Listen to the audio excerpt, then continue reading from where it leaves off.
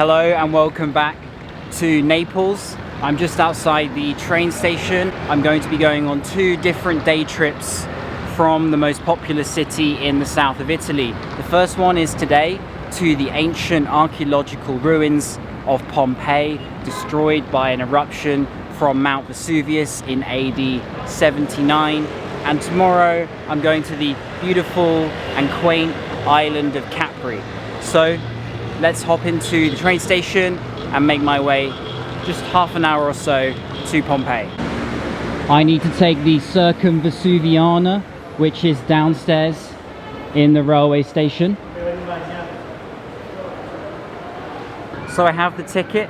It's $5.60 for a return from Naples Centrale to Pompeii Scavi. You need to take the train to Sorrento and it will stop in Pompeii along the way. And about to board right now, and like I said, I believe it's only half an hour or so to Pompeii.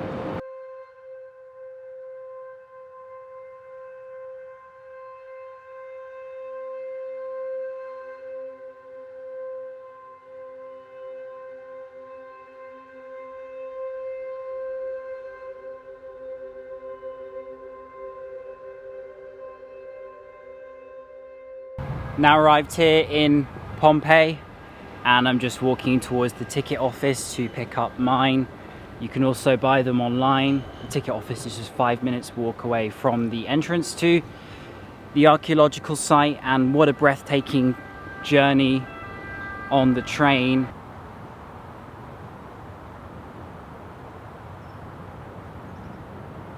I've now entered inside Pompeii archaeological site, and for a ticket, regular entrance is just 16 euros, which isn't actually too steep considering it's a world famous kind of tourist attraction and something that most visitors to Italy don't tend to miss if they make their way down to Naples.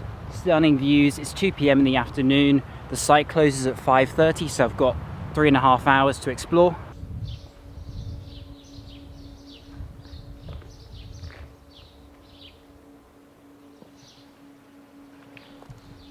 Very excited to now be inside the site. You can see between the columns here the views of Vesuvius in the distance. The more horrific and harrowing thing about Pompeii's location is that it stands straight on towards Vesuvius. All those people would have been looking directly at it and the pyroclastic flow and seeing the eruption take place in front of their very eyes, and there'd have been nothing they could have done about it, which is why Pompeii is actually quite a somber place.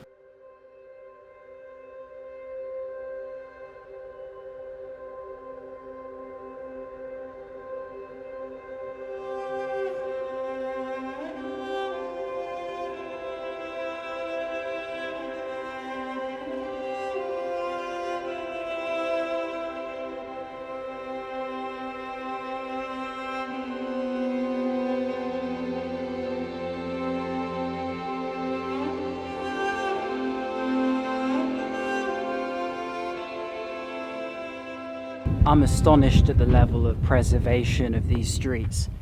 You know, you can really imagine what it was like just walking down here in this bumpy road towards the center of Pompeii, which I'm going to show you in a second. You can actually visualize each building. They all have their numbers and addresses put in with Roman numerals today.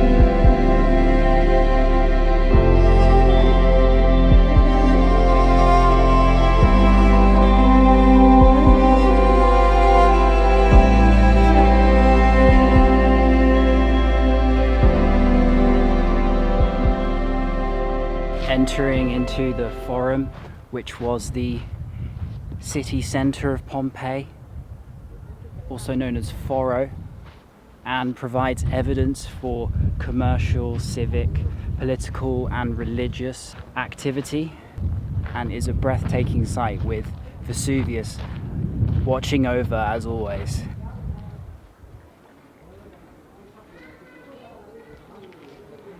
Just ahead of the Forum is the Granaries of the Forum, which contains hundreds of amphorae, but much more disturbingly, there are plasters of victims.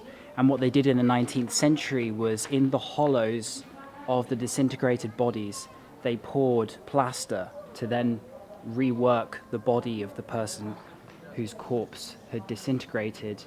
And there are various ones, including babies. But if you come here, you can see it for yourself, and shows the pure brutality of the eruption in that no one survived.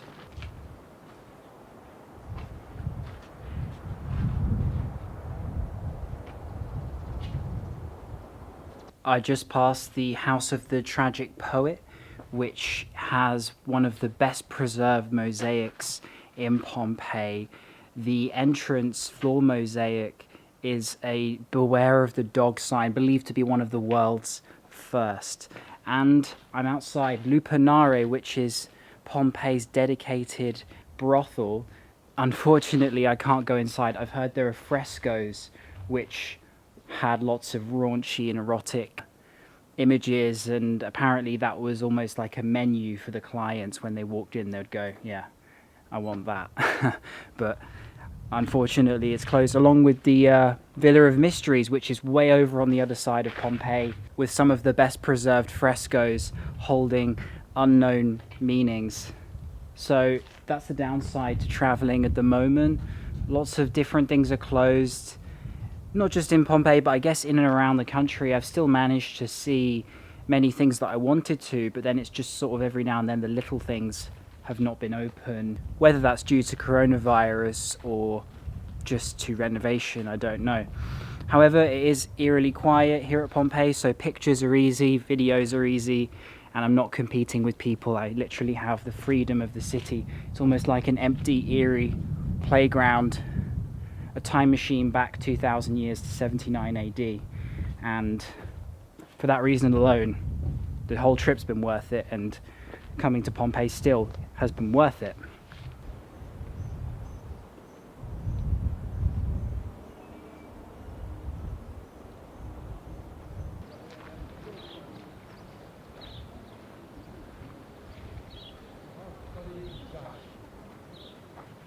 Into the Amphitheater of Pompeii.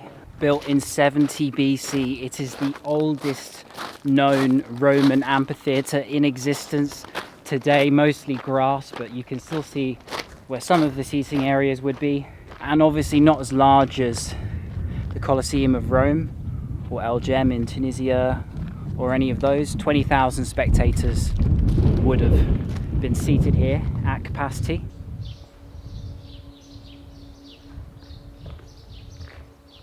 Worth popping in is a really nice courtyard with outstandingly well preserved murals dotted around.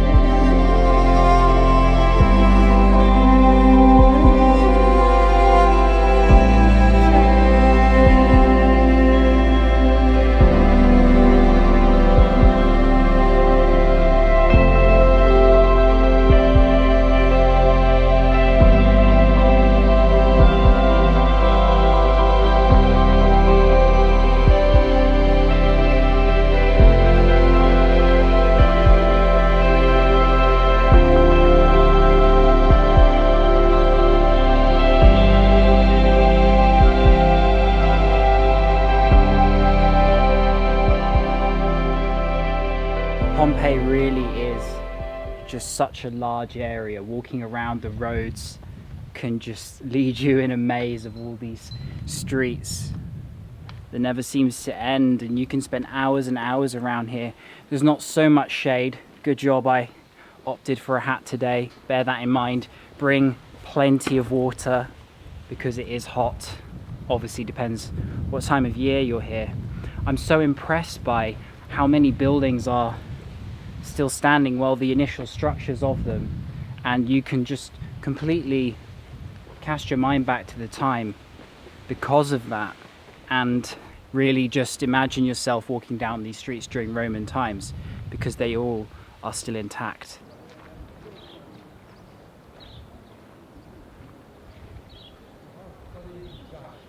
So that's all from Pompeii today, and what a place. Really incredible, possibly the greatest archaeological site in Europe. And join me tomorrow as I take a boat just a stone's throw away from Napoli to the luxurious and breathtaking island of Capri. So I'll see you in the morning.